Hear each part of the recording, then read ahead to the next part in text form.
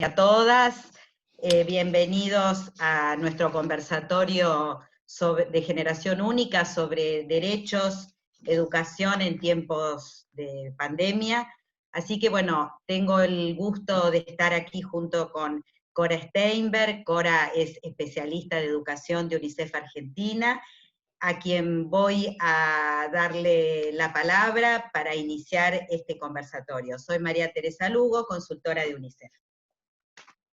Bueno, buenos días a todos y a todas. Muchas gracias por acompañarnos hoy en este que es el primer conversatorio, el primer webinar que armamos desde Generación Única en el 2020, y nos encuentra en un escenario totalmente distinto al pensado, como imagino en la vida de todos los que están presentes hoy, y donde nos preguntamos y revisamos, digamos, el objetivo de Generación Única, que es esta alianza multisectorial que se conformó a nivel global en el mundo en el año 2018, con el objetivo de empujar, acelerar los resultados para los adolescentes, en tres ejes fundamentales: garantizar que todos ellos tengan una educación de calidad, accedan a una educación de calidad, puedan también asegurar la posibilidad de encontrar un empleo digno, y también asegurar su participación en las agendas públicas y en la política pública.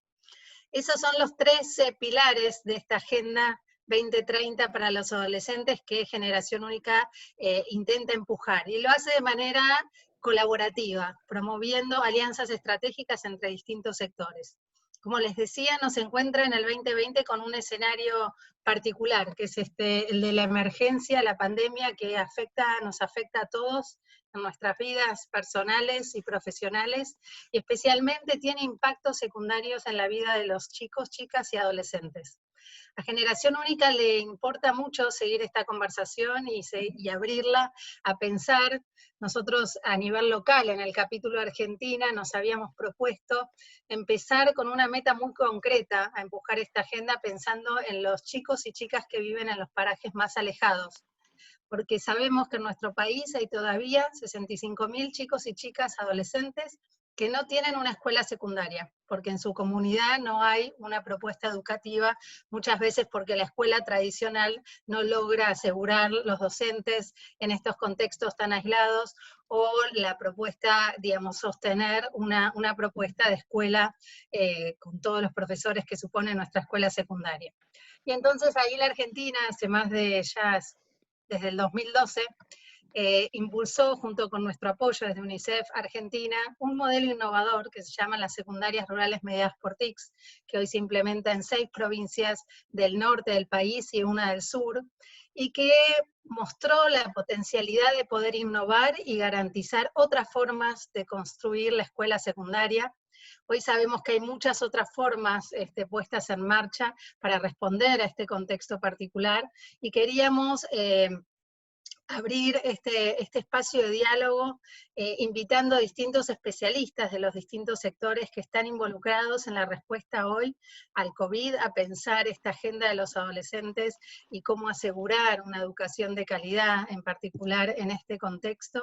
Así que, bueno, damos inicio. Quizás contarles también, por último, antes de darle la palabra a Tere de nuevo, que la semana pasada tuvimos una reunión de los miembros del Consejo Asesor de Generación Única, que está compuesto por más de 20 líderes de distintos sectores de la sociedad argentina, que se unieron para empujar, hacer abogacía, incidir en acelerar los resultados para los adolescentes y jóvenes en el marco de los Objetivos de Desarrollo Sostenible, en particular focalizando y empujando para lograr las metas del Objetivo 4, que tienen que ver con asegurar una educación de calidad para todos y todas, no importa dónde vivan.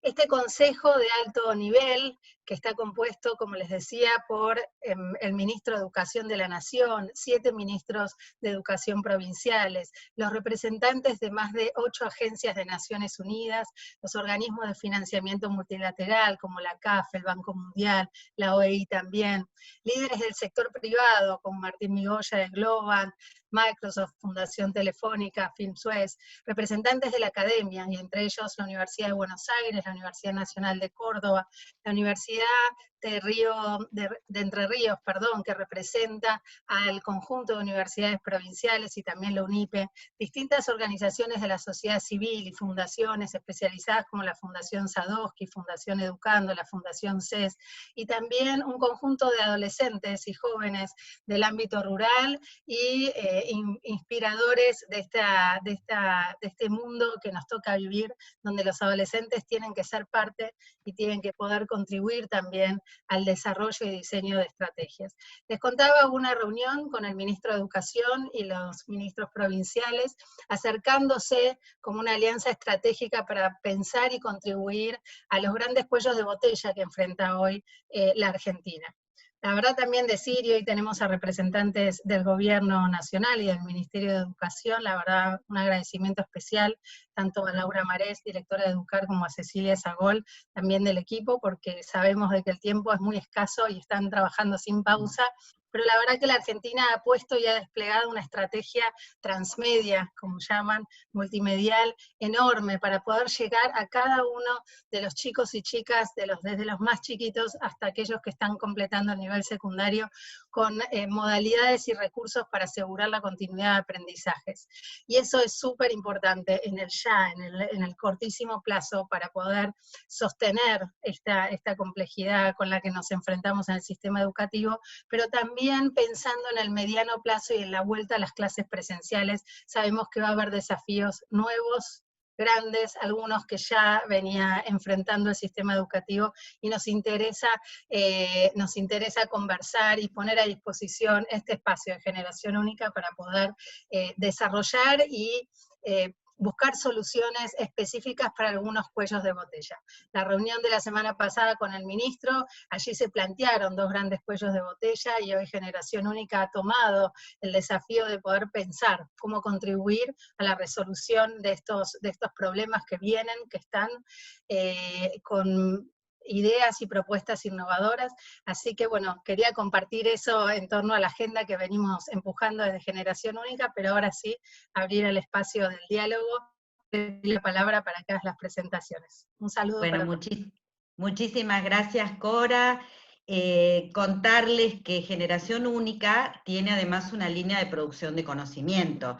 Esta serie de webinares, este conversatorio de derechos y educación en tiempos de pandemia, está enmarcado en esa línea de producción de conocimiento, y pensamos junto con Cora, Ceci y Laura esta cuestión de las nuevas prioridades de las políticas públicas educativas.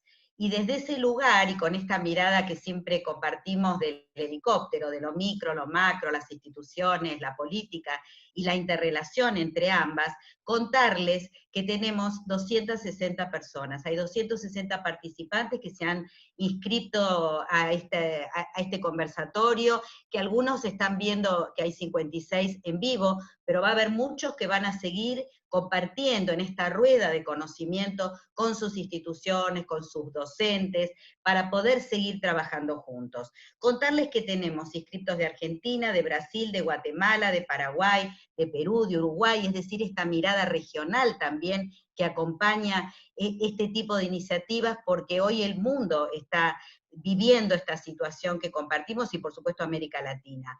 De Ciudad de Buenos Aires, de Argentina, Tucumán, de Posadas, de Rosario, de Trelew, de Salta, de Río Cuarto, de Avellaneda, de La Banda, de La Plata, de Lincoln, de Mendoza, de Quilmes, de Palpalá, de Paraná, de Santiago del Estero, Villa Cura Brochero, Zárate, Tucumán, Tandil, Tafí Viejo, y me olvido de otros lugares que también hay, Jujuy. Tenemos un montón de participantes que hoy nos están acompañando. Sin más, quiero decirles que como es habitual, las preguntas las van poniendo en el chat, así vamos pudiendo levantar los interrogantes y las cuestiones que ustedes van compartiendo con nosotros, con esta idea de conversación ampliada, que creo que hoy nos hace sentirnos mejor, que nos acompaña emocional y profesionalmente. Esto se trata de esta serie de conversatorios. Así que sin más le voy a dar la palabra a Cecilia Sagol. Cecilia es licenciada en Letras por la Universidad de Buenos Aires, con orientación en Lingüística. tiene estudios en ciencias políticas por la Universidad Autónoma de Madrid, realizó investigaciones en discurso político y semiótica de los medios masivos, por CONICET, UBA, UBASIT, y desde el año 2000 se desempeña como autora y editora de contenidos educativos, especialmente digitales, y lidera proyectos de tecnología educativa en toda la región, en toda América Latina. Durante 2 décadas fue coordinadora de contenidos del portal educativo Educar del Ministerio de Educación, que como bien saben todos ustedes, hoy tiene un lugar central en esta política pública de Seguimos Educando. Es docente de la licenciatura en Tecnologías Educativas en la Universidad de Lanús, investigadora y consultora en el área de educación en ambientes digitales. Bueno, tiene una amplísima experiencia en estos temas que hoy son puntos focales, así que sin más, Ceci, te doy la palabra, agradeciendo, como bien dijo Cora Steinberg, que ustedes estén participando en esta serie de webinares. Adelante, Ceci.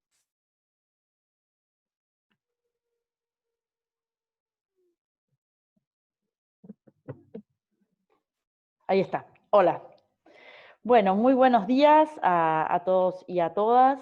Muchísimas gracias por este espacio de reflexión. La verdad que, como decían recién Cora y Tere, venimos trabajando con mucha velocidad, con mucha presión. Yo también estoy en este momento trabajando en el campus virtual de la Universidad de Avellaneda, Tere se olvidó, para completar un poquito el perfil que había hecho Tere. Y bueno, y estas instancias la verdad que son muy bienvenidas, afectivamente, pero además como algunos momentos en que uno para la pelota y se pone un poquito a reflexionar sobre estas cosas que estamos haciendo todos los días, ¿no? Y bueno, la verdad que así que es un agradecimiento con poder tener un espacio para hacer esto, con los interlocutores estos que mencionó Teresa, de todo el país y la región, y bueno, con mi compañera de panel, con Laura. La verdad que es un placer y una excelente oportunidad. Muchísimas gracias. Además, me parece que es muy interesante que sea Generación Única, que abra un debate y un espacio para pensar este tipo de cosas, porque realmente, como decía Cora recién, desde 2012 Generación Única es un proyecto que viene haciendo esto que hoy estamos haciendo absolutamente todos, ¿no? Que es usar la tecnología como una continuidad pedagógica, la tecnología como una herramienta para inclusión de chicos y chicas que no pueden acceder a una escuela secundaria, ¿no? Entonces me parece, bueno, hoy estamos todos en eso, estamos usando la tecnología como una herramienta básicamente de continuidad pedagógica, bueno, y esta idea nos muestra que no es una cuestión solo de la pandemia, de este contexto, sino es una cuestión que vale la pena tener en cuenta, porque hay muchos chicos y chicas que fuera del momento en que estamos viviendo especial también tienen estos problemas de acceso. Estos problemas fueron, son y serán parte de toda la tarea educativa, y digamos, van a seguir sucediendo por distintos motivos, desastres naturales, enfermedades, lugares más o menos accesibles. Entonces, realmente es interesante que sea un proyecto que viene pensando estas cosas, que nos invite a pensar, y realmente me parece que hay mucho para mirar en el proyecto de Generación Única. A mí me parece que una de las cosas que Generación Única ha entendido es que la virtualidad es más que usar tecnología para dar clases a la distancia, ¿no? Eso me parece fundamental. Realmente, si me permiten, a mí me parece que más allá de la pandemia, hoy deberíamos tener en cuenta, un poco proyectando, que estos espacios virtuales, que estos nuevos modos de enseñar deberían ser, digamos, herramientas que estén a disposición de todos los docentes.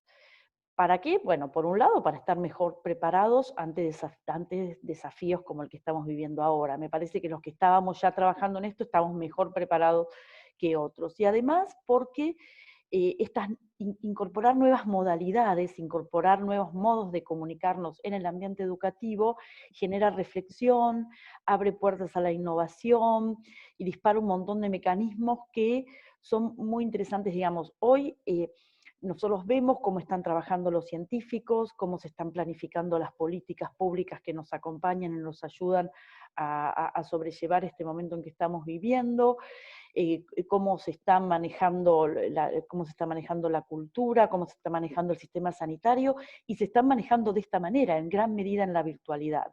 Entonces, hace tiempo que se viene hablando de la alfabetización, las multialfabetizaciones, la alfabetización para manejar distintos modos comunicativos, y lo virtual es un modo comunicativo. Es un modo comunicativo. Entonces, digamos, si venimos pensando desde hace mucho tiempo con pensadores como James Paul Guy o como Gunther Kress, que señalan que debemos manejar distintos sistemas semióticos, que cada modo tiene sus códigos y que hoy tenemos que ir hacia ese lugar de las multialfabetizaciones, realmente tendríamos que pensar a la educación virtual como un modo que nos puede acompañar muy bien en en contextos de aislamiento como el que estamos viviendo, pero que también nos puede acompañar muy bien en tiempos más normales del sistema educativo, que realmente no los hay, porque siempre va a haber sectores en aislamiento. Y me parece que si uno piensa en el modo virtual, en la educación virtual, tiene que ver con eso, tiene que ver con poder usar el multimedia, poder hacer una educación centrada en el estudiante, mantener al estudiante activo. O sea, la educación virtual ha hecho un recorrido en las últimas décadas, aunque digamos en las últimas décadas que tiene de su historia, que le ha permitido incorporar una experiencia y un background de recursos y digamos, de códigos y de sistemas de significación que realmente tenemos que conocer para poder empezar a enseñar en estos ambientes. Decía el multimedia, decía la educación centrada en el estudiante, la sincronía, espacios fuertemente interactivos. La educación virtual sabe que tiene que empezar a utilizar cada vez más lenguajes del mundo digital. Por ejemplo, hoy formatos como los tutoriales, formatos como los profesores youtubers que van surgiendo en el mundo digital, la educación virtual los tiene que ir mirando, tiene que prestar mucha atención. Los modos colaborativos de trabajo. Bueno, todo eso son códigos, son sistemas de significado que la educación virtual ha incorporado y que son digamos, los recursos que tiene esta modalidad. Entonces, con esto quiero decir claramente que la educación virtual no es trasladar lo que hacemos en clases presenciales a una computadora o a una plataforma de teleaprendizaje.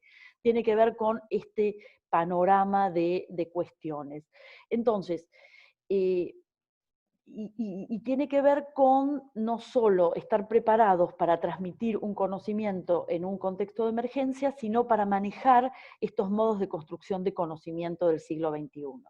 Porque hoy, como decía hace 2 segundos, estos modos de construcción de conocimiento que queremos emplear en la virtualidad son los que nos están permitiendo avanzar en los conocimientos científicos, planificar las políticas que nos llevan a organizar un poco nuestra sociedad en esta emergencia, etcétera, etcétera.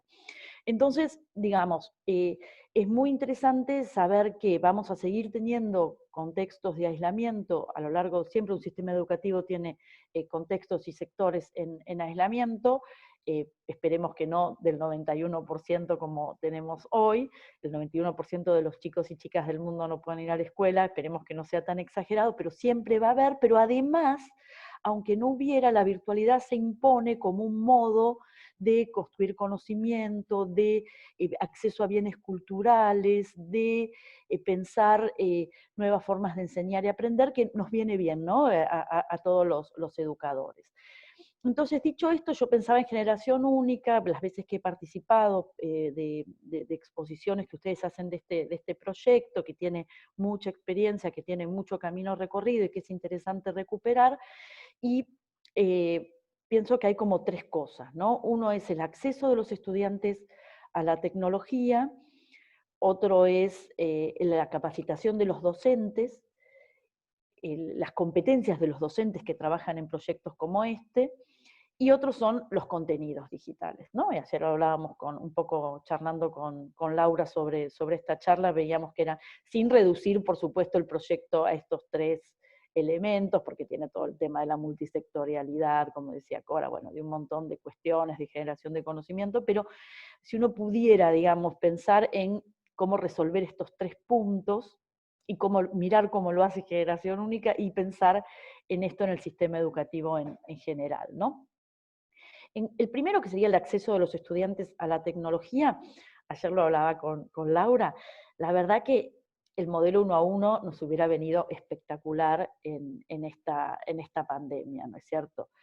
Realmente la unidad de aislamiento que tenemos hoy es el hogar, y un modelo como el 1 a 1, que es tecnología en la escuela y en el hogar, realmente nos hubiera venido espectacular. Hoy estamos pensando una multiplicidad de modelos, hay mucha diversificación de modelos de incorporación de tecnología al sistema educativo, el 1 a 1 no es, por supuesto, el único, hay otros modelos que tienen que ver con más tecnología en las escuelas, el que tiene Generación Única, que son estos centros donde acuden los chicos, pero la verdad que hoy, con el tipo de aislamiento que tenemos, realmente hubiese sido muy bueno que esto no se hubiera discontinuado y que todos los chicos tuvieran una computadora en su casa, ¿no? ¿Y cuál es el modelo 1 a 1 que hoy tenemos de tecnología más extendido? Es el celular.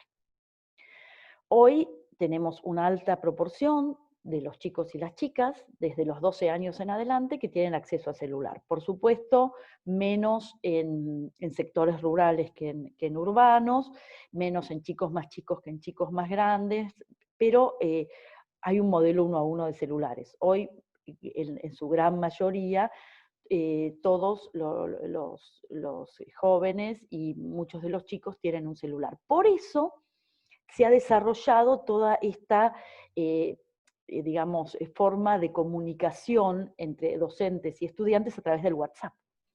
Por eso hoy el WhatsApp es una herramienta educativa, porque tiene que ver con la disposición de tecnología que tenemos en las casas. Hoy es lo más fácil, es como la televisión, también se ha vuelto, no solo en la Argentina, con toda la programación de televisión pública, sino que en otros países también la televisión y la radio. Ayer estaba viendo un trabajo que en 1937 hubo también una especie de corte de clases en Estados Unidos y se educaba por radio. O sea, vamos a las tecnologías que tenemos en las casas. Entonces, el modelo hoy 1 a 1 que tenemos, lo más parecido a un modelo 1 a 1, es el celular. Bajó mucho la disposición de computadoras en los hogares, bajó mucho en la disposición de computadoras que tienen los chicos que van a escuelas públicas en los hogares, y sobre todo en el norte del país. Entonces, bueno, estos son datos de las pruebas Aprender. Entonces, bueno, la disposición de tecnología en los hogares es la televisión, sobre todo, y los celulares, ¿no? En su gran mayoría. El celular es bueno, tiene sus límites y tiene sus posibilidades. A favor, bueno, es móvil, tiene conectividad móvil, entonces es muy bueno para hacer algún tipo de trabajos como sacar fotos, enviar información, recibir información breve. Ese tipo de actividades se pueden hacer muy bien con los celulares, las interacciones, las comunicaciones, todo eso está muy bien. Sirve, es una tecnología que sirve. No sirve para programar, no es una herramienta muy cómoda para programar, todo se puede hacer con todo, pero digamos, no es una herramienta pensada para eso, y no es una herramienta muy útil, muy cómoda, digamos, para ciertas prácticas que son importantes en la escuela, que es, por ejemplo, leer textos largos o escribir textos largos. Es bastante difícil, para eso siempre es mejor una computadora. Además de que, por supuesto, la computadora cumple las funciones de celular y otras más si es una computadora portátil, ¿no? Obviamente. El celular también es bastante limitado para guardar información, sobre todo si vamos a los usos de celulares de chicos y chicas que están digamos, en barrios, en sectores de bajos recursos económicos.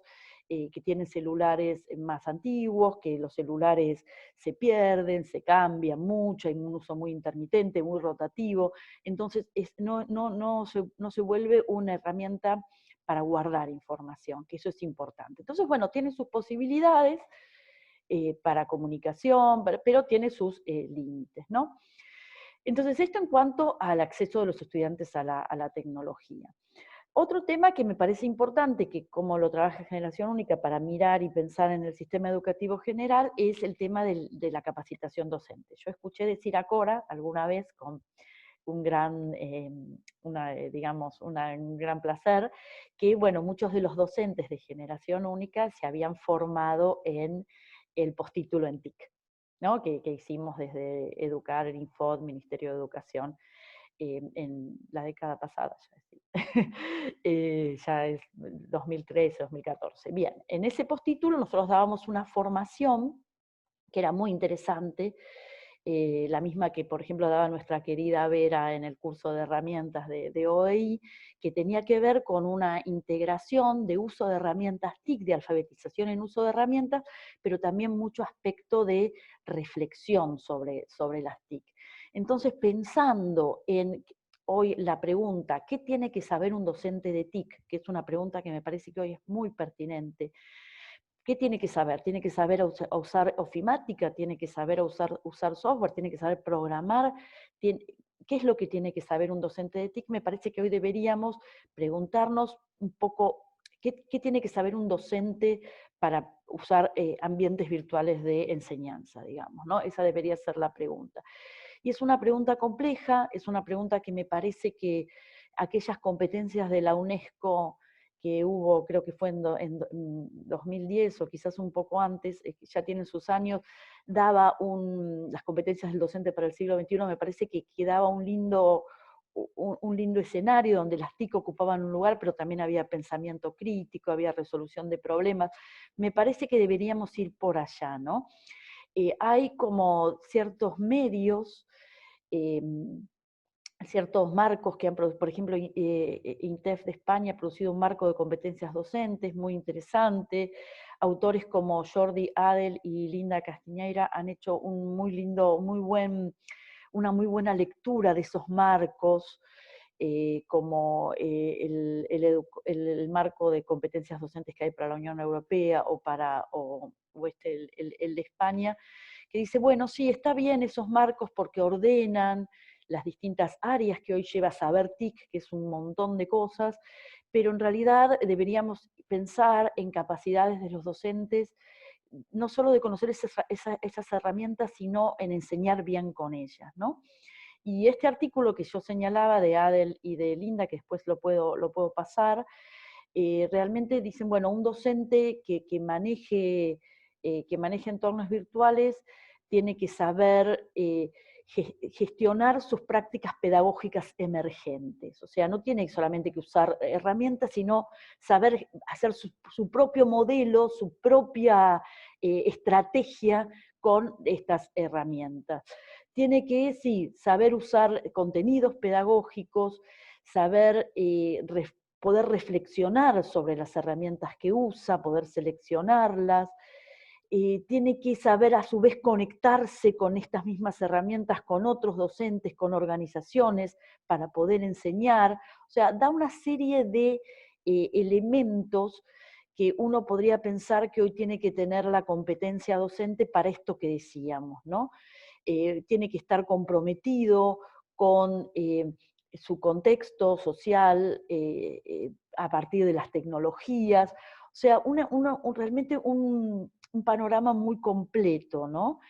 Entonces, el docente tiene que manejar herramientas, pero también tiene que estar dispuesto a armar la clase de otra manera con estas herramientas. El docente tiene que, sí, digamos, manejar técnicamente una plataforma, pero también tiene que saber resolver problemas con esa plataforma. Entonces, es más bien o por ejemplo, un perfil que permita al docente leer, que nos pongan como mucho más sensibles para leer el contexto. Hoy hay, por ejemplo, pensadores como Tabucchi que está diciendo, no mandemos tanta tarea, hagamos a los chicos explorar las casas, que están en las casas. Es interesante tener como, por ejemplo, esa mirada. Bueno, Cristóbal Cobo señalaba el otro día en un conversatorio que yo pude escuchar, ya que están los chicos en la computadora, enseñémosle otro tipo de aprendizajes más informales. Entonces, estamos en un contexto inédito, enseñemos como que estemos como si estuviéramos en un contexto inédito, que lo estamos, pongámonos en el lugar del otro. Entonces, la idea es que estas competencias docentes de tecnología tienen que ver más con una especie de pensamiento de diseño mezclado con tecnología que simplemente con habilidades tecnológicas, ¿no? Me parece que eso nos está enseñando esto, a resolver problemas que tengo y qué puedo hacer.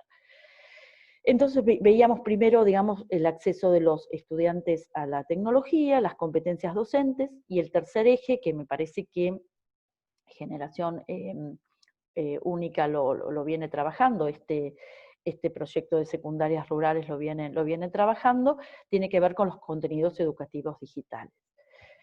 Bueno, aquí Laura seguramente va a comentar, a mí me parece que todo lo que tiene que ver con el portal Educar, con después los canales de televisión educativos, es lo más parecido a una política pública que hemos tenido en la Argentina en este siglo, ¿no? En el siglo XXI, porque ha tenido mucha continuidad, quizás no siempre, pero se ha manejado desde 2003 y bueno, Laura lo podrá contar, hemos hecho experiencias de distribución de contenidos digitales en distintos contextos.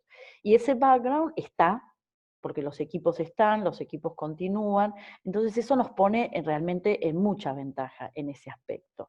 Se pudo rápidamente salir con un proyecto, conseguimos educando, proveyendo contenidos, los docentes ya los conocen, lo saben curar, están acostumbrados a manejarse con este portal, porque digamos, lo ha venido haciendo durante muchos años, además es un espacio donde otros organismos de producción de contenidos digitales, públicos y privados, empiezan a confiar sus contenidos en este contexto y colaboran y todo esto se va aumentando. O sea que me parece que en ese sentido venimos preparados y por eso se nota que se ha podido dar una respuesta. Si hubiera una línea para trabajar en este tema de los contenidos digitales, me parece que tiene que ver con el uso de esos contenidos, con, bueno, ¿qué pasa? Porque uno sabe que el contenido digital cuando se usa se enriquece. Que el docente que bajó un video del portal Educar o utilizó un video de Pacapaco, del canal Encuentro, y le puso preguntas y cortó una parte y lo juntó con otro, e hizo un video propio, digamos, a lo mejor simulando lo que había visto o de una especie de transmedia con respecto a lo que había visto. Bueno, todo eso que hacen los docentes y estudiantes con los contenidos digitales es súper interesante. En realidad, la idea de los contenidos digitales es que sean la materia prima de contenidos que produzcan docentes y estudiantes. Y ese proceso lo estamos desaprovechando. Hoy no lo podemos ver. Estamos seguros que en este momento hay docentes bajando videos, hay docentes que están haciendo trabajos con esos videos, que están cargándolos de valor, y eso es bastante difícil de ver, ¿no? Y me parece que nos estamos perdiendo una parte muy importante, que es la parte viral y ahora sabemos todos de qué estamos hablando cuando hablamos de crecimiento exponencial y viralización, etcétera, ¿no? Hoy se está viralizando el coronavirus y no se está viralizando tanto el conocimiento, ¿no? El contenido, como un docente toma un contenido, lo usa con sus alumnos y ahí queda, ¿sí? Y como si ojalá el virus hiciera eso, pero en realidad si ese docente, me parece que tenemos que el trabajo es en ese lado, ¿no? Porque nos estamos perdiendo toda esta posibilidad que tenemos hoy de retrabajar los contenidos, ¿no? Que es lo que, bueno, así digamos se está trabajando en otros ámbitos, vemos con mucho éxito, y sería muy interesante poder aprovechar esta potencialidad del contenido digital. Nosotros estamos en lo que Merlin Donald llama la cuarta etapa de representación de la humanidad. Nosotros primero nos representábamos el mundo con gestos, después oralmente, después apareció el lenguaje escrito, que fue súper importante, y hoy tenemos esa posibilidad de sumar esos sistemas de representación, y tenemos esa posibilidad hoy de guardar gran cantidad de contenido y de recrearlo, ¿no? Y esta posibilidad de recreación me parece que es la que deberíamos poner foco, y creo que una de las formas es el anti-aislamiento, ¿no? Ya lo sabemos, una de las formas en que las cosas se viralicen no es aislarse, por algo estamos aislados, sino es juntarse y conectarse. Entonces, formar redes de docentes, me parece que es hoy un elemento muy potente, redes de docentes y estudiantes, para trabajar este tema de los contenidos digitales, ¿no? Me parece que si hubiese que enfatizar algo en las políticas públicas, sería como ese aspecto, ¿no? Generar más vida, generar más posibilidades de crecimiento a los contenidos digitales, porque es una tecnología que lo permite, ¿no? Bueno, esto es más o menos lo que yo había pensado, ¿no? Estos 4 puntos. Me parece que lo que había hablado ayer con Laura es que ella los puede amplificar de una manera muy, muy interesante a partir del trabajo que está realizando. Bueno, muchísimas gracias, Ceci. Realmente interesantísimas estas reflexiones. Creo que nos ubican en esta situación de emergencia que estamos llevando adelante. Hay muchas preguntas vinculadas con esta idea de los escenarios, ¿no? ¿Qué pasa con aquellos estudiantes y familias que no tienen conectividad? ¿Qué ocurre en situaciones donde los padres o las familias no son docentes, pero tienen que acompañar y orientar el proceso? Voy a compartir las preguntas para que por ahí Laura sí, también, vos las vas viendo. Sí. También hay una pregunta acerca de cómo trabajar las tecnologías con la escritura, es decir, lo que hace también a las cuestiones de alfabetización, y bueno, y más adelante. Hay preguntas sobre si hay normativas que acompañen el uso de celulares, que vos reflejabas, Ceci. Me parece que ese es un tema interesante también para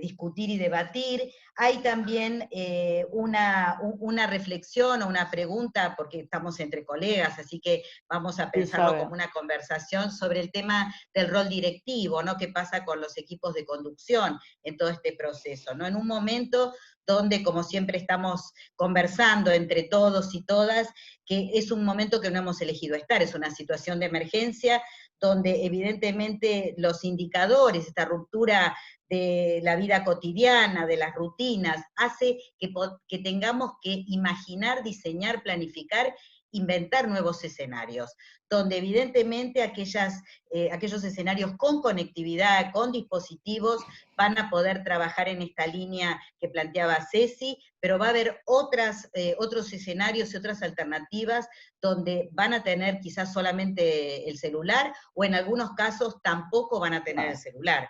Entonces, ahora voy a darle la palabra con gran alegría, Laura, que pudiste acompañarnos en medio de toda la exigencia y la patriada que estás haciendo en relación con la política educativa en este momento.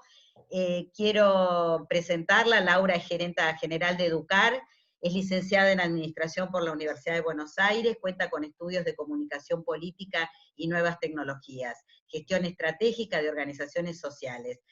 Ocupó diversos cargos en el área de tecnología y educación en el sector privado y público y organizaciones de la sociedad civil. Entre otros, fue responsable de vinculación tecnológica en la Fundación Sadowski, directora de la Red Latinoamericana de Portales Educativos RELPE y gerenta de TIC y Convergencia de Medios en Educar Años A. Así que bueno, dejamos la conversación en manos tuyas, Laura, y nuevamente en nombre de Generación Única, de UNICEF Argentina, de Cora, el mío, un agradecimiento muy grande de que puedas estar con nosotros.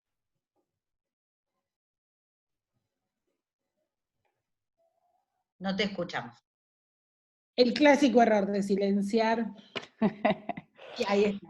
No, bueno, gracias a ustedes por invitarnos, por darnos esta oportunidad de contar. Con Cecilia nos conocemos hace mucho, hace 17 años de los 20 que tiene Educar. Y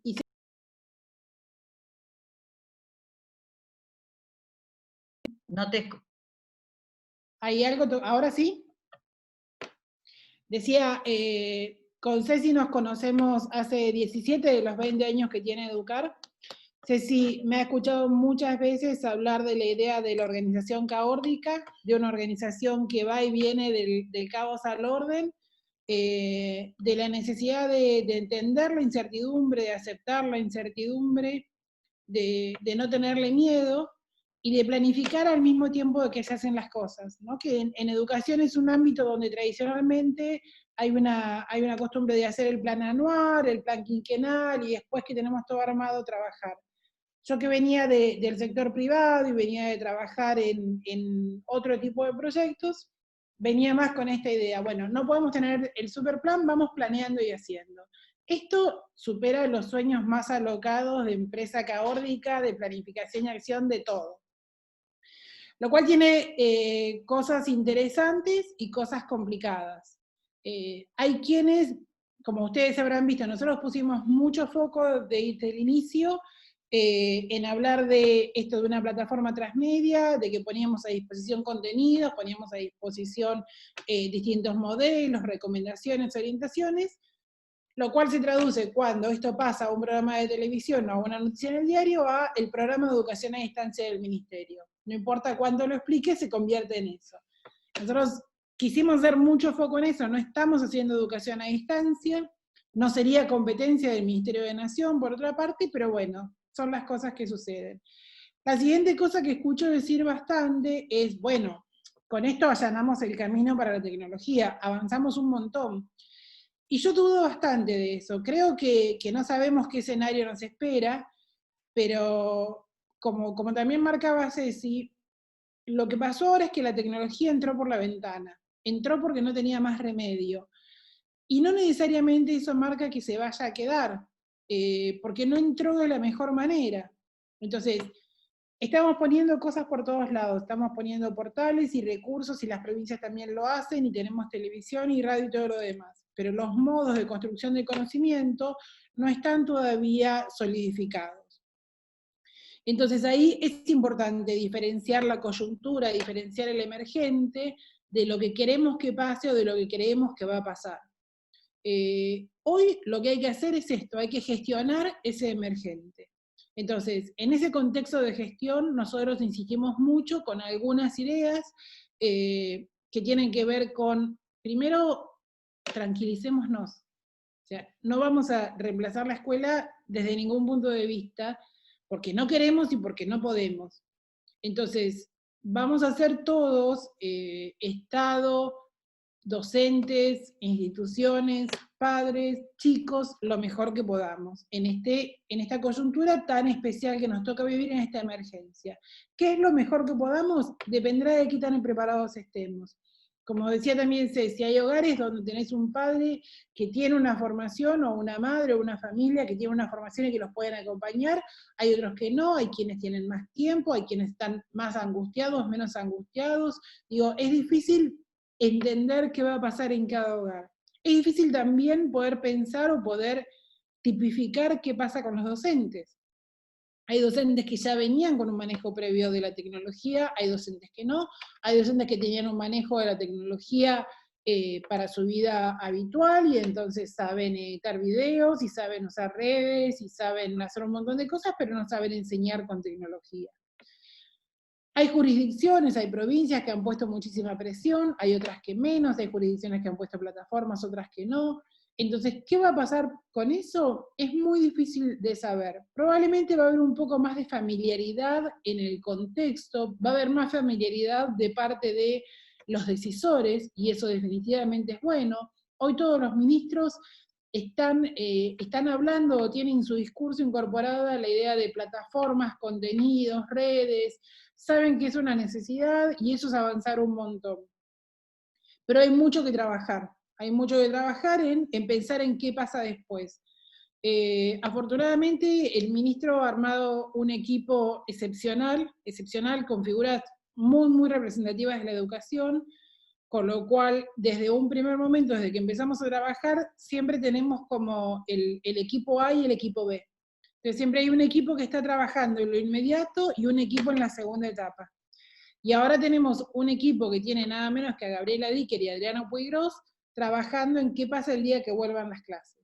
Y Graciela Frigerio. Entonces, ¿qué pasa con la acreditación de saberes? ¿Qué pasa con la evaluación?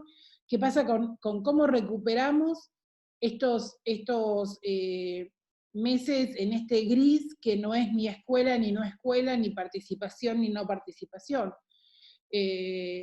Estamos tratando de trabajar un poco pensando en todos estos escenarios, pensando en este hoy no deseado, cómo lo convertimos en algo positivo, pensando en el futuro inmediato, y en el futuro mediato. Ahí nos parece que es muy importante, además de esta planificación, ir leyendo qué es lo que pasa en el sistema. Por eso valoro mucho tener estos espacios, a pesar de que efectivamente casi no tenemos tiempo libre, y casi es un eufemismo, pero valoro mucho poder intercambiar con ustedes, intercambiar con otros países, intercambiar con las provincias, entender qué está pasando. Nos encantaría también tener mayores intercambios con los docentes. Quizás no es el momento para que, además de todos los problemas que tienen, les pongamos una encuesta o un estudio para relevar prácticas, pero sí es algo que queremos hacer, recuperar los saberes regionales, recuperar las experiencias, qué está pasando en los lugares donde todavía tienen los chicos computadoras, qué está pasando donde no las tienen, qué pasa donde hay conectividad, qué pasa donde no la hay, y a partir de ahí poder ir armando un modelo de avance que sea sistémico, pero que entienda la dificultad de trabajar fragmentadamente. Quiero decir, siempre tratamos de tener la mirada del todo, la mirada más abarcativa posible, pero sabemos que no podemos ir por el todo. Entonces, ¿cuál sería el ideal? Bueno, que los chicos tuvieran computadoras, que las escuelas tuvieran computadoras, que hubiera internet, que los docentes estuvieran preparados para construir conocimiento, para interactuar con chicos que usan la tecnología naturalmente, pero que no saben para qué, que los directivos pudieran hacer una planificación de la institución en base a estos escenarios, que las provincias pudieran intercambiar contenidos y experiencias. Bueno, hay todo un paquete de cosas que son las que queremos hacer. Sabemos, tenemos clarísimo que no las vamos a poder hacer todas juntas. Entonces es como ir trabajando en ese conjunto, en esto de ir pensando en el plan A y en el plan B, o en el inmediato y en el mediato. También estamos trabajando en qué va a pasar cuando se abran las escuelas, y qué va a pasar cuando se termine el aislamiento social obligatorio. El otro día dije aislamiento voluntario y obligatorio, pero bueno, fue una figura ahí rara. Entonces, hay un lapso entre que termine se vuelven las clases, donde queremos aprovechar ese espacio para terminar de dotar de pisos tecnológicos a las escuelas, para terminar de entregar computadoras, y poder empezar licitaciones para en una segunda etapa volver a entregarle computadoras a los chicos. Queremos completar la conectividad en las escuelas, pero bueno, no podemos hacer todo esto junto. Hay una cuestión económica que va a ser todavía más complicada después de la crisis. Hay una cuestión de recuperar el 6% del presupuesto. Entonces, iremos yendo en etapas. Por eso también, por este ir en etapas, es que este plan tiene un portal que se navega por internet, pero también se navega gratis por celular, tiene programas de televisión, tiene programas de radio, y tiene cuadernillos impresos, porque buscamos todas las maneras de llegar a la mayor cantidad de gente posible. ¿Llegamos a todos? No, por supuesto que no. Siempre hay alguien que te va a decir, bueno, el punto de entrega de los cuadernillos, ahí me queda 5 kilómetros, y no puedo ir. Hacemos lo imposible por llegar a todos, sabiendo que siempre hay una parte que te queda fuera del esquema, y que además esa es la parte que más nos importa, el que no tiene acceso a los bienes educativos y culturales, ni físicos, ni virtuales. Entonces, es un desafío importante porque sentimos que siempre se nos está corriendo la meta.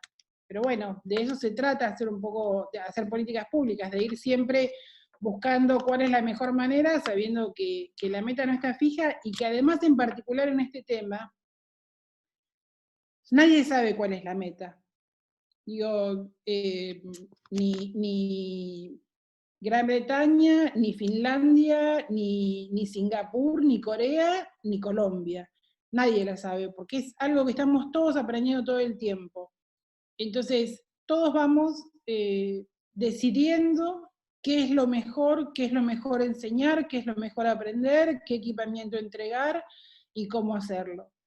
Y en ese camino, bueno, a veces acertamos, a veces no, a veces tenemos un gran problema en Latinoamérica que cada gobierno que viene cambia lo que hizo el anterior y eso nos hace dar 2 pasos adelante y 1 paso atrás.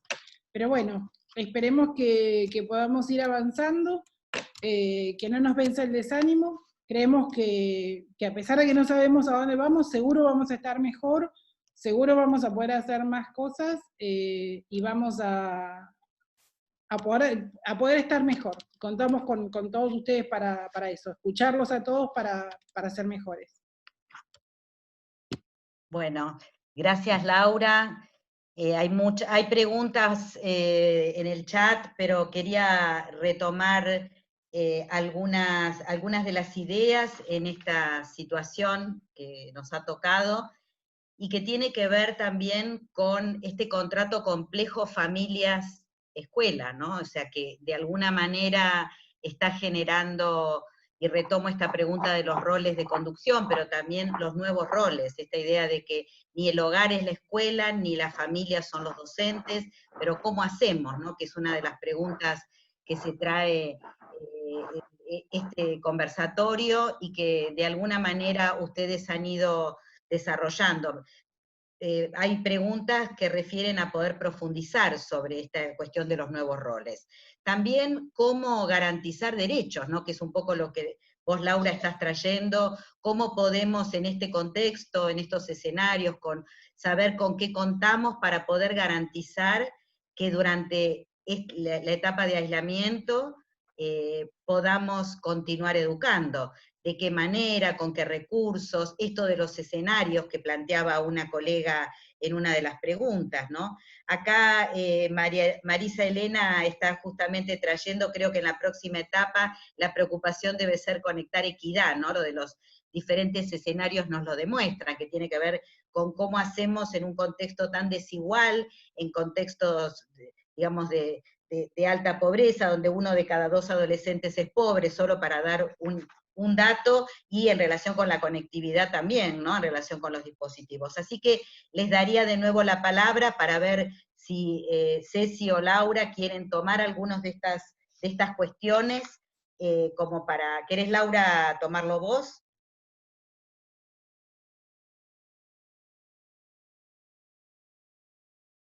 Ahí. 2 cosas. Primero, a lo mejor sobre esto después Ceci quiere acotar algo, pero nosotros venimos hablando mucho de la idea de, además de estar tranquilos, organizarse.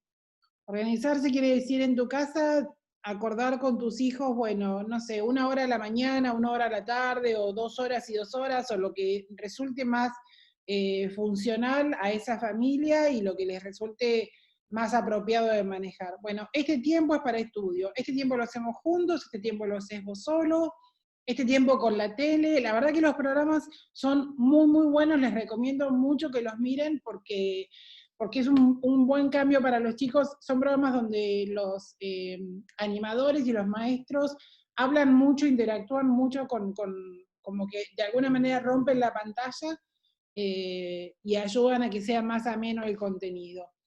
Y pensar otras formas, así como lo que dice Tonucci, lo que decía Cobo, hay otras formas de aprender. No todo implica que los chicos se tengan que sentar solos en una clase virtual No, la verdad es que yo creo, si yo pudiera elegir, no pondría clases virtuales en este momento. Me parece que no estamos preparados, que no es el formato, que no van a aprender con eso. No pondría definitivamente esas clases que hacen 1 hora con videoconferencia, 30 chicos y la maestra, no pondría nada de eso. Hay un montón de otras formas de aprender que pueden pasar por... Nosotros todos los días, por ejemplo, en el portal ponemos un contenido que tiene que ver con lo que se vio en televisión. Hay un tema que es el tema del día para cada nivel, ese tema se toca en la radio, en la televisión y en el portal, y en los cuadernillos. Bueno, para, por ejemplo, aprender sobre números, no hace falta que el chico se siente y tenga buscar algo en casa, puedes buscar, bueno, juntar 5 cosas verdes y 3 cosas azules, y ahora vemos cuántas son. No sé, hacer cosas distintas, o mirar una película y charlar después sobre lo que pasó en esa película, pero buscar otras formas un poco más relajadas, porque estamos pasando todos momentos difíciles, de mucha tensión, y no tiene sentido agregarle más tensión en la familia. Todos los que tenemos hijos sabemos lo que implica decirle, bueno, sentate a estudiar, bueno, ahora no te muevas, a ver qué aprendiste. El chico te pregunta cómo se hace una derivada, vos no te acordás cómo se hace una derivada, pero no querés que se dé cuenta. Entonces, nos parece que es un momento de cuidarnos entre todos, y ahí un poco esto, la idea de buscar maneras distintas de aprender, entendiendo que es un ámbito no escolar. Y esto nos toca a todos. Evidentemente es infinitamente más difícil para un chico que está en situación de pobreza, porque además de que no tiene internet, no tiene cuadernillos, está enfrentando, o por ahí sí tiene cuadernillos, pero es lo único que tiene, y a lo mejor no tiene lápices de colores para pintar, lo está enfrentando en medio de una situación mucho más incierta, mucho más precaria. Bueno, ahí es donde un poco tenemos que tratar de llegar con todos los medios, ¿no? Con desarrollo social, con salud. La verdad que ese chico, la conectividad no es lo que le va a cambiar la vida, sino toda la asistencia que le pueda dar el Estado y todo el acompañamiento que le pueda dar desde distintos lugares. Tampoco podemos pretender pedirle a la tecnología que solucione las grandes desigualdades que hay en nuestro país, pero sí tratar de acompañarlo todo lo posible. Ceci, no sé si querés agregar algo. Sí, un poco lo que decía Lau, nosotros publicamos en el portal Educar unas notas. Hay una que se llama Enseñar con poca tecnología, enseñar y aprender con poca tecnología, creo que es así, ahora la busco y la pongo en el chat. Y otra es Un hogar donde aprendemos todas y todas. Ahí están estas ideas, un poco escritas y ordenadas. El tema de los hogares es exactamente lo que decía Laura. Lo mejor, por supuesto, es la escuela, que iguala la escuela a donde todos acudimos, y los hogares no son escuelas, y los docentes y los papás no son, y mamás no son maestros de ninguna manera.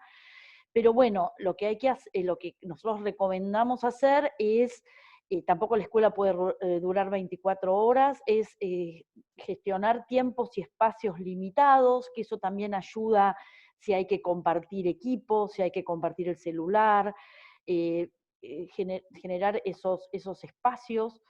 Si somos docentes que sabemos que estamos enseñando a chicos y chicas cuyos hogares tienen poca tecnología, ir también por otras consignas, no sobreabundar con el tema de tarea. Y del otro lado, si realmente ha pasado que muchos padres y madres se quejaban de que tenían demasiado tarea los chicos, bueno, en ese caso, de hablar con el docente, decirle, bueno, mirá, no llegamos, estamos dedicando 4 horas diarias y no podemos más. Bueno, digamos, todo eso se puede conversar, digamos, hacer este tipo de proyectos, como los que señalaba Tonucci, que nosotros habíamos señalado también en esa nota, proyectos en casa, recetas de cocina, historia de la familia, mediciones de los ambientes de la casa. Se pueden hacer un montón de trabajos desenchufados, digamos, más allá de la tecnología, y luego conectarse al WhatsApp y mandarlos o enviarlos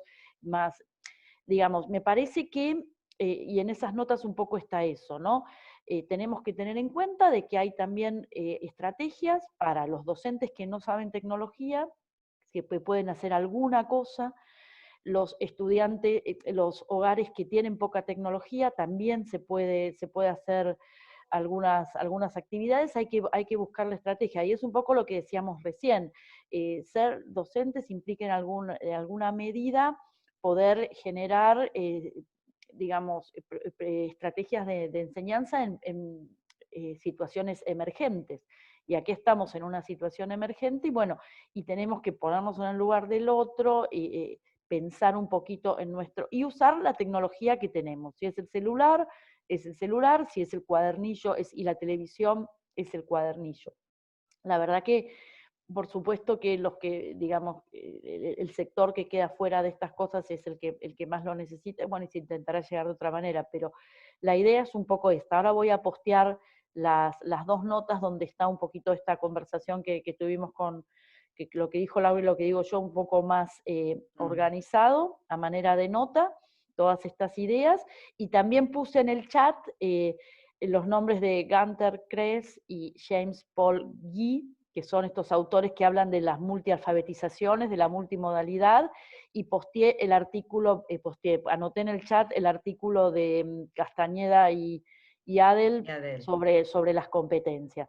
Así que ahora pongo estas dos notas de Educar y me parece que ya, digamos, queda un poco más completa esta idea, ¿no? También habíamos hablado de esto en el webinar de la UNCI, y ¿no? Habíamos hablado de estos temas, de cómo enseñar con poca tecnología en este contexto, ¿no? Pero digamos... Gracias. Perdón, una cosita sobre lo que estaban diciendo, de las preguntas que vi, sobre si se podían anticipar las clases. Si se descargan los cuadernillos, en los cuadernillos está la clase de cada día. Claro. Y entonces ahí pueden ver por anticipado cuáles son los temas que van a tocar los programas de televisión. Hay una pregunta, digo, para las dos, pero que plantea Daniel Pincas, que refiere a esta idea que el presidente planteó de la cuarentena no a nivel hogar, sino en zonas más vulnerables de este aislamiento comunitario. Pensaba si Laura lo querés tomar para ver alternativas y estrategias, ¿no? En este escenario, que es un escenario donde quizás puede haber redes de trabajo, donde puede generarse otro tipo de instancias, ¿no? Para educación. Sí, hay lugares donde, bueno, un poco por lo que hablábamos antes, cuando vos tenés una casa donde en una habitación duermen 4, 5, 6 personas, hablar de aislamientos sociales es como casi cínico. Entonces ahí hay que pensar en otro contexto donde esa comunidad esté protegida y circule más o menos libremente en ese lugar. Estamos trabajando mucho con distintas organizaciones, a quienes estamos llevando los cuadernillos, las organizaciones que trabajan en esos barrios, y ahí están trabajando en tener algunos formatos, no en todas, pero sí están trabajando en tener algunos formatos de clases informales a partir de estos contenidos de los cuadernillos. Sí. Ok. Bueno, gracias. Gracias por la conversación. Voy a hacer una breve recuperación de algunas de las ideas principales antes de pasarle la palabra a Cora Steinberg. En primer lugar, ustedes lo que plantearon tiene que ver con esta situación de emergencia que, como dijimos, nadie ha elegido estar y que implica pensar los distintos puntos de partida de cada una de las escuelas, de las instituciones, de los docentes, del grupo de estudiantes. Pueden habilitar las cámaras ya todos. esta idea de la ruptura de las rutinas y de la vida cotidiana que implica esto que hablábamos del contrato complejo con las familias, y que va a tener un color diferente y pensando en el territorio. Yo creo que esto es una de las cuestiones más significativas en este estado de situación o diagnóstico inicial para poder pensar propuestas a medida, propuestas de esta idea de traje a medida que estamos necesitando hoy de una manera perentoria. Hablamos también de garantizar derechos, ¿no? Cómo poder trabajar en estos distintos escenarios con contextos de desigualdad y de pobreza alto, donde vamos a tener que pensar, como bien decía Ceci, actividades enchufadas y actividades desenchufadas. Para esto, recuperar las ideas y los trayectos que plantea el portal Seguimos Educando con este tipo de actividades enchufadas y desenchufadas. Esto evidentemente va a implicar un gran esfuerzo y sobre todo una creatividad, podríamos hablar en términos optimistas, para poder trabajar en esta línea de la escuela, que de alguna manera, y esto es algo que venimos escuchando en todas estas redes que ustedes planteaban, también la necesidad de fortalecer redes regionales, decía Laura, con otros países, con otros contextos, pero también redes institucionales, es decir, la posibilidad de saber que la escuela no está sola, que los equipos docentes y directivos trabajan con otros, esta posibilidad que tenemos en este momento de la cantidad de instancias de webinares, de encuentro, ¿no? Esta idea que se planteó también de poder trabajar con otros y con otras. No profundizar más las desigualdades, esto, algunas de las preguntas y de los comentarios hacían referencia a esto, estos escenarios sin conectividad, y algunos también planteaban la expertise docente para poder llevar adelante esto, que eso también plantea un punto de partida diferente que hay que tener en cuenta. Estos docentes con baja expertise son, digamos, necesitamos fortalecerlos con estrategias, con trayectorias, yo diría, son tiempos también de poder trabajar recomendaciones, tips, recetas, como lo quieran llamar, donde podamos acompañar en este proceso a los profesores, a las maestras, los maestros, para que puedan llevar adelante este proceso.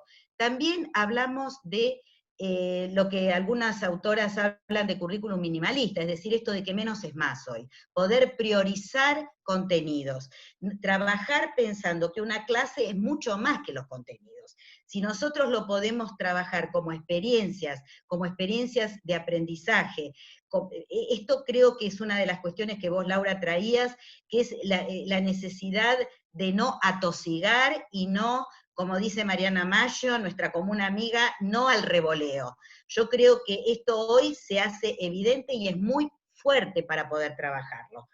La idea también, y con esto ya voy terminando, de un tema que también preocupa, que es la cuestión de la evaluación, y saber que evaluar no es calificar. Entonces, ¿qué procesos van a ser necesarios como para poder sostener la escuela, sostener la educación, pero también pensar en procesos de evaluación acordes al contexto que estamos viviendo? Y en definitiva, como para ya ir terminando y pasándole la palabra a Cora Steinberg, yo diría reforzar esta idea de no agotar canales, no sobrecargar a las familias, no sobrecargar a los estudiantes, y poder pensar propuestas creativas y sobre todo entre todos y entre todas. Con esto le doy la palabra a Cora para que puedas hacer el cierre del webinario.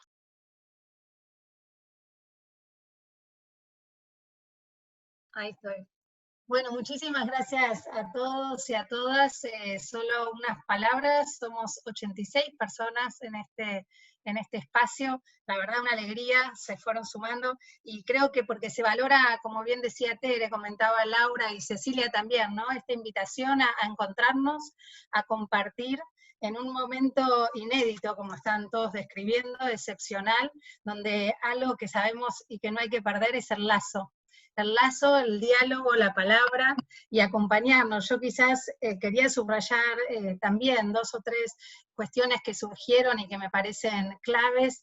Me parece que el tema de las redes, del trabajar con otros, del encontrarse con pares para abordar estas situaciones es fundamental. Vivimos en un país muy heterogéneo y a la vez muy desigual, pero muy rico, con un equipo de docentes, son más de casi 1 millón de docentes, de maestros, maestras, profesores que tienen un montón de saber y expertise, que los están poniendo en juego, un montón de directivos, de supervisores, de no docentes, que todos están poniendo lo suyo para tratar de asegurar cierta continuidad de procesos, de lazos, de sostener el vínculo entre la escuela y las familias, y llegando a los chicos, a las chicas y a los adolescentes.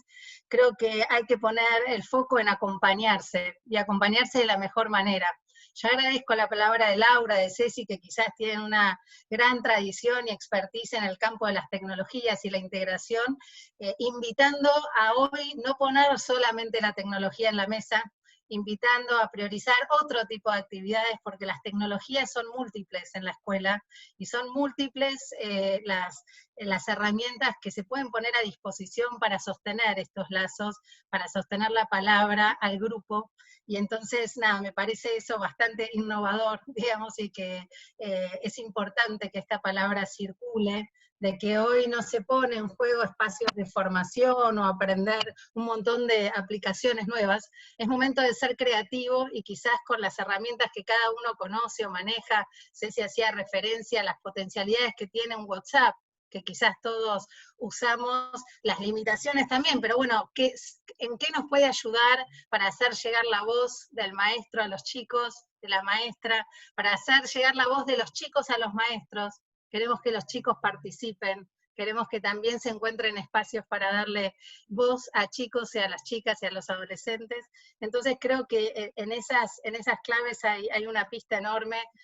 Agradecerles. La pandemia nos encuentra en un contexto muy complejo, de muchas desigualdades educativas, muchas de ellas ya estaban. Nos encuentra también con altísimos niveles de pobreza. Y sabemos también que hay niveles de integración de tecnología, de acceso a recursos, dispositivos y conectividad muy dispar en toda la Argentina. Entonces, realmente creo que es momento también de poner estos otros impactos secundarios que hay en la vida de los chicos y chicas, de los adolescentes, que tienen que ver con sus derechos, con su protección, con asegurar también no solo la continuidad de aprendizaje, sino la continuidad de ese seguimiento, de ese acompañamiento, de esa escucha que también van a necesitar en este proceso. Bueno, solo para cerrar, un gracias enorme, enorme a Cecilia y a Laura de vuelta por estar esta mañana con nosotros en este espacio, un privilegio tenerlas, escuchar a quienes están tomando decisiones, sus reflexiones, a quienes realmente están poniendo todas sus horas de trabajo y de no trabajo en desarrollar estrategias. Este grupo, pequeño grupo, los apoya, los empuja y acompaña.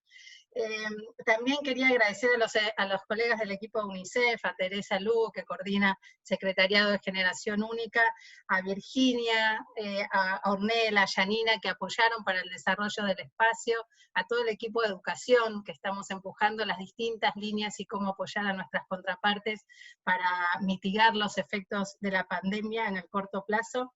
Y también a todos los que participan. La verdad, si ustedes miran la lista, ven que hay personas cuyos roles son muy significativos en los distintos niveles del sistema educativo. Agradecemos muchísimo la participación de todos, de poder contar con gente de todas las provincias del país, también de la región. Es una alegría enorme poder tener este espacio de diálogo con ustedes. Así que bueno, muchísimas gracias a todos. Muy buena jornada y nos vemos en el próximo webinar. Gracias, muchas gracias. Chau. Gracias. Chao, chao, gracias a todos. Chau, chau, Chao chau. a todos y a todas.